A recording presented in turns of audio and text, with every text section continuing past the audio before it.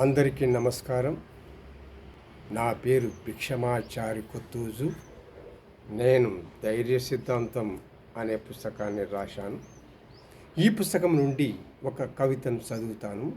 కవిత పేరు నేను దేన్నైనా సాధించగలను. నేను ఏదైనా చేయగలను. నేను దేన్నైనా సాధించగలను. నేను ఏ సమస్యనైనా పరిష్కరించగలను. తెలియకుంటే తెలుసుకుంటా, రాకుంటే నేర్చుకుంటా, లేకుంటే సంపాదించుకుంటా, తప్పులుంటే సరి చేసుకుంటా, కింద పడితే పైకి లేస్తా, ఓడిపోతే మళ్ళీ మళ్ళీ ప్రయత్నించి గెలిచేస్తా.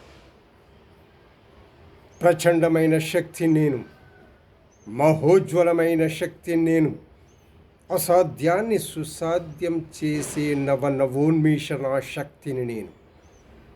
ఆ భగవంతుడు సృష్టించిన అనేక జీవరాశుల్లో మహోద్భుతంగా సృష్టించబడిన మానవ శక్తి నేను.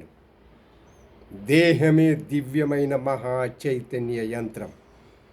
ప్రేమ, క్షమ, త్యాగం, దయ, సేవ, ధైర్యం, సాహసం, బుద్ధి, జ్ఞానం, మనసు, శ్రద్ధ, సహనం, కృషి, పట్టుదలలే నా ఆరాధ్య దైవాలు. మంచి ఆలోచనలు, మంచి మాటలు, మంచి చేతలే నా అమూల్యమైన ఆస్తులు. అందం, ఆనందం, ఆరోగ్యం, అచంచలమైన ఆత్మవిశ్వాసం, మొక్కవోని ఆత్మస్థైర్యం, శాంతి, సౌఖ్యాలే నా అంతిమ లక్ష్యాలు.